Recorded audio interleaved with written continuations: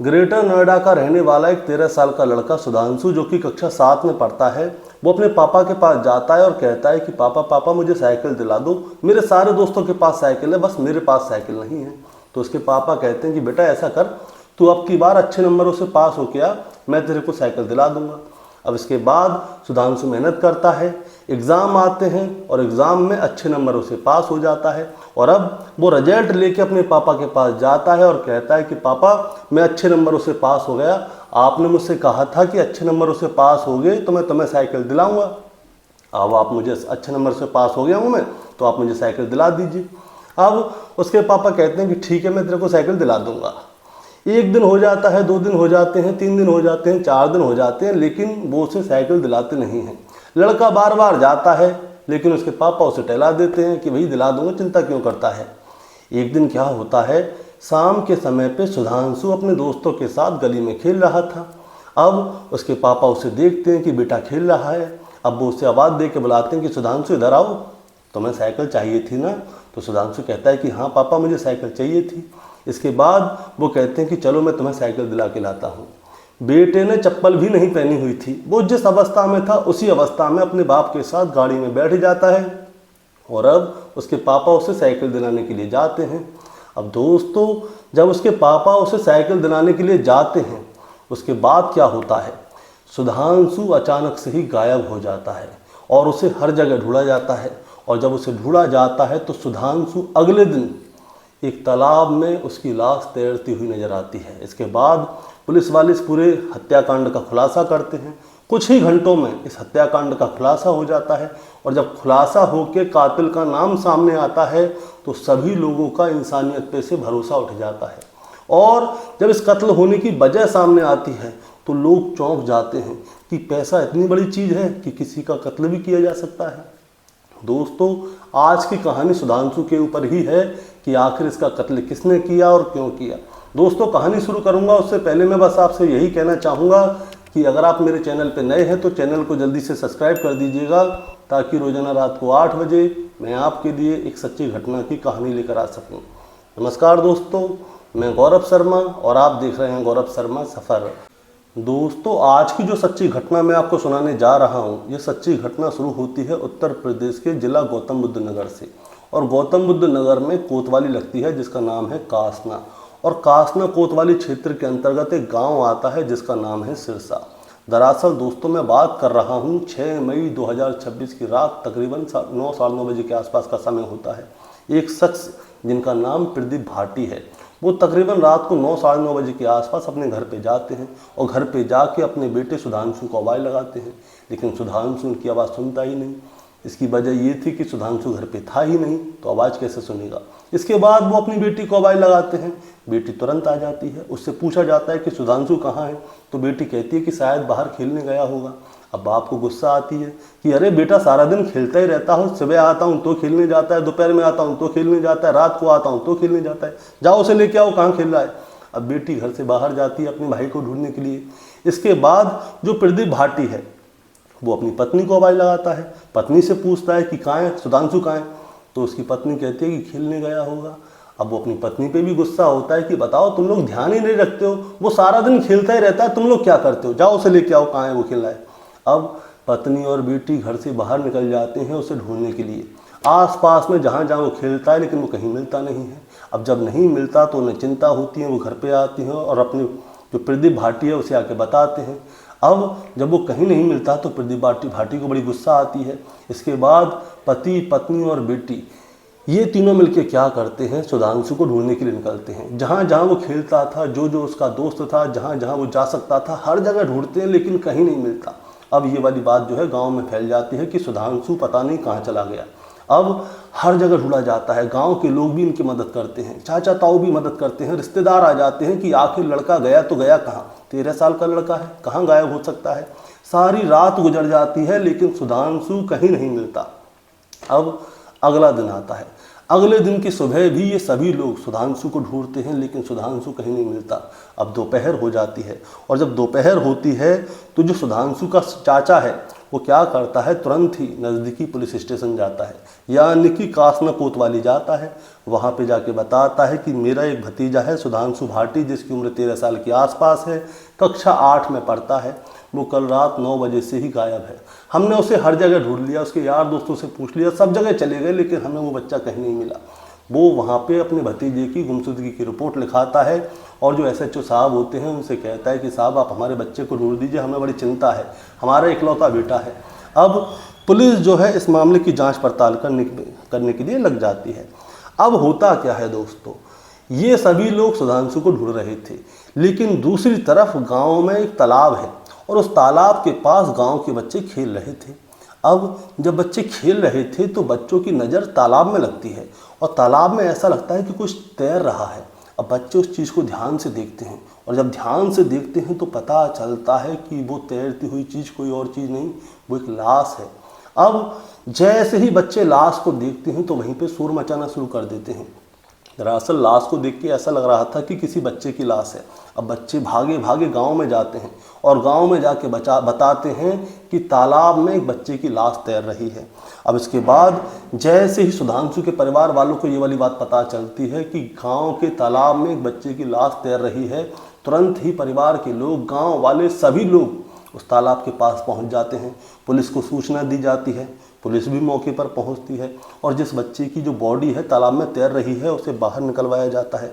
Body फूल चुकी थी, अब उसे पहचानना मुश्किल था, लेकिन जो उसने कपड़े पहने हुए थे, कपड़ों के आधार पे साफ साफ पता चल रहा था कि ये लड़का कोई और नहीं सुधांशु ही है, क्योंकि गांव से एक बच्चा गायब हुआ है, अब बॉडी फूल चुकी है, कपड़े वही हैं, सुधांशु ही है। पुलिस वाले क्या करते हैं, तुरंत ही उस लाश को कब्जे में लेके पोस्टमार्टम के लिए भेज देते हैं। और जो सुधांशु के परिवार वाले हैं, जैसे ही उन्हें पता चलता है कि उनके घर का जो इकलौता बेटा है उसकी मौत हो चुकी है तो उनका रो रो कर बुरा हाल हो जाता है। अब दोस्तों होता क्या है, इधर में सुधांशु का जो है पोस्टमार्टम हो रहा था। अब पोस्टमार्टम की रिपोर्ट सामने आती है और रिपोर्ट में साफ साफ लिखा होता है कि इस बच्चे का गला घोटा गया है और गला घोटकर इसकी हत्या की गई है और हत्या करने के बाद इस बच्चे की लाश को तालाब में फेंक दिया गया है।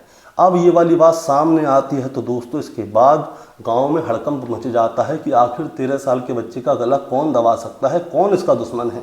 और इधर पुलिस के ऊपर जो है दबाव पड़ रहा था कि जो भी बच्चे का कातिल है उसे जल्द से जल्द ढूंढा जाए। इसके बाद क्या होता है दोस्तों, पुलिस वाले सबसे पहले इस बच्चे के पिता यानी कि प्रदीप भाटी के पास जाते हैं, उससे पूछते हैं कि क्या तुम्हारी गांव में किसी से दुश्मनी है, तुम्हारे बेटे को कौन मार सकता है, तुम्हें क्या लगता है। और जब उससे पूछताछ होती है तब जाके प्रदीप भाटी बताता है कि साहब हो ना हो मेरे बेटे के हत्यारा कोई और नहीं, मेरे सगे भाई हैं और मेरे सगे भाई ने ही मेरे बेटे को मारा है।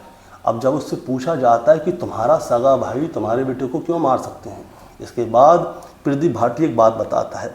वो बताता है कि उसके पिताजी का नाम है राजवीर सिंह। राजवीर सिंह के 4 बेटे हैं, जिसमें सबसे बड़े बेटे का नाम है संदीप भाटी, दूसरे नंबर का यही है प्रदीप भाटी, तीसरे नंबर का बेटा है मोहित भाटी और चौथे नंबर का बेटा है रोहित भाटी।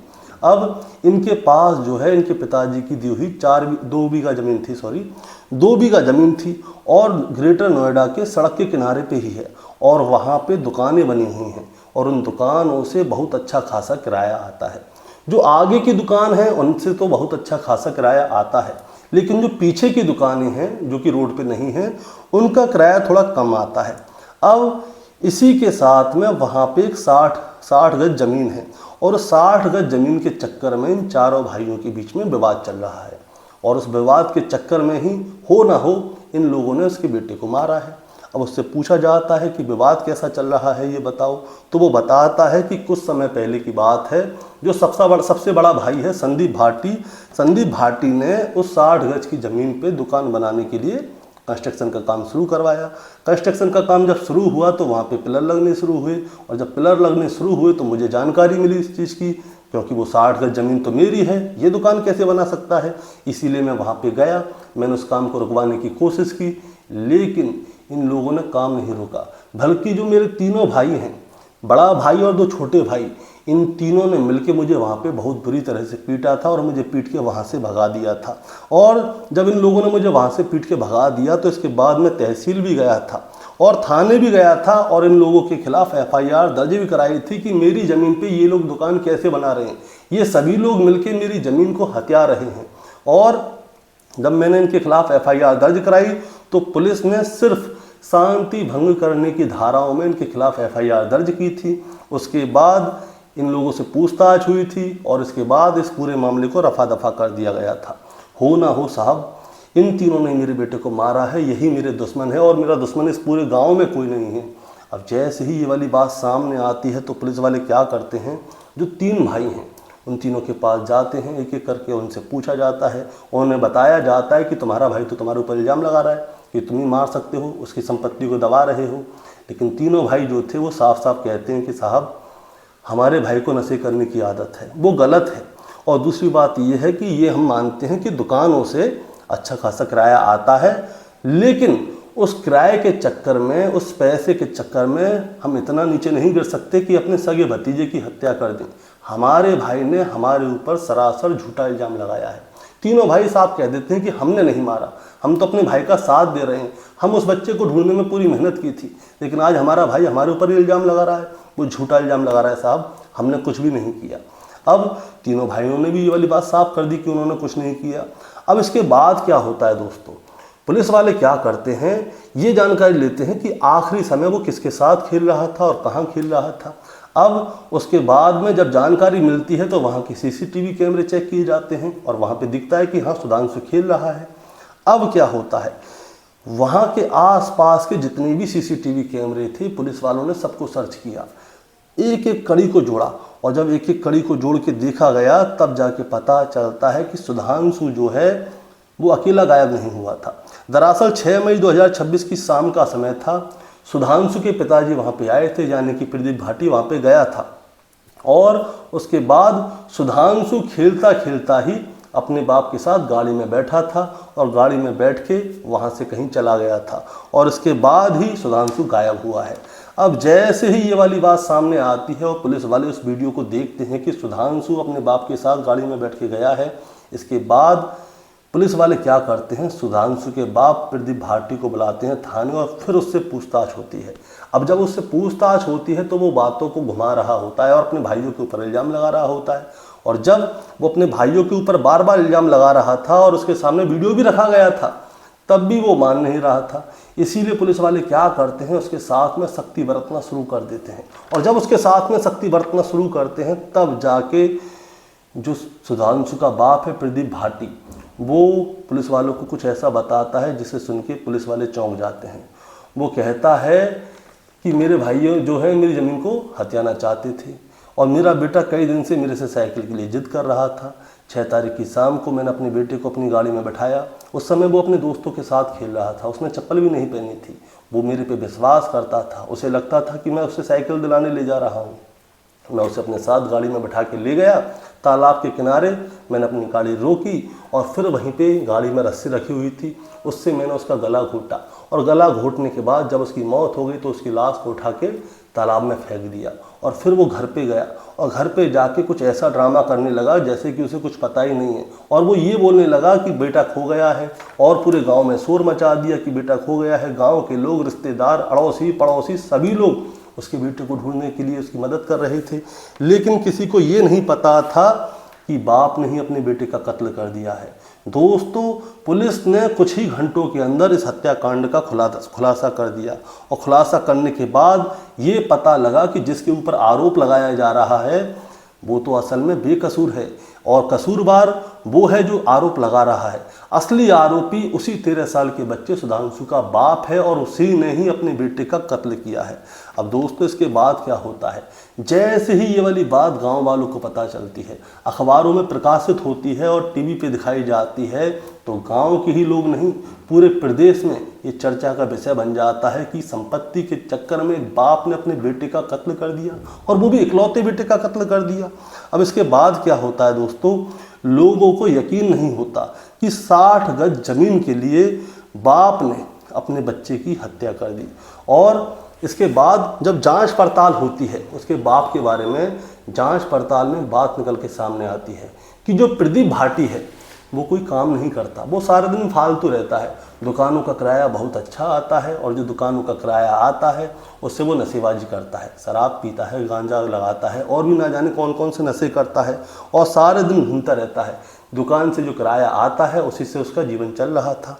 अब इसके बाद ये सारी बातें जब सामने निकल के आती हैं तो पुलिस क्या करती है, प्रदीप भाटी को गिरफ्तार कर लेती है और गिरफ्तार करके जब उसे जेल ले जाया जा रहा होता है तो वो रास्ते में एक और नाटक करता है। वो एक धारदार हथियार निकाल के अपनी ही जीवन लीला को समाप्त करना चाहता था, अपनी गर्दन को काटना चाहता था, लेकिन पुलिस ने उसे रोक लिया।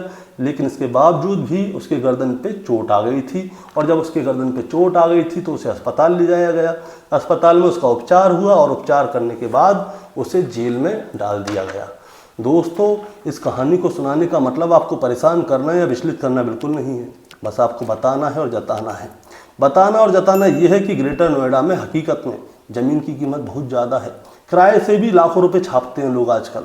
लेकिन सच्चाई ये है कि पैसा बहुत कुछ तो है, लेकिन पैसा सब कुछ नहीं है। 60 गज के प्लॉट के चक्कर में, थोड़े से किराए के चक्कर में प्रदीप भाटी ने अपने इकलौते बेटे की जान ले ली। अब आप ही बताइए, इसके लिए पैसा क्या मायने रखता था? पैसा सब कुछ नहीं होता, लेकिन पैसा बहुत कुछ भी है, लेकिन सब कुछ नहीं है। पहले बेटा है, उसके बाद पैसा है, लेकिन यहाँ पे इस बाप ने अपने बेटे का ही कत्ल कर दिया उस पैसे के लिए। दोस्तों, आपका क्या कहना है इस कहानी के बारे में, आप जरा हमें कमेंट में बताइए। चैनल पे नए हैं तो सब्सक्राइब करके जाइएगा ताकि रोजाना रात को 8 बजे मैं आपके लिए एक सच्ची घटना की कहानी लेकर आ सकूं। नमस्कार।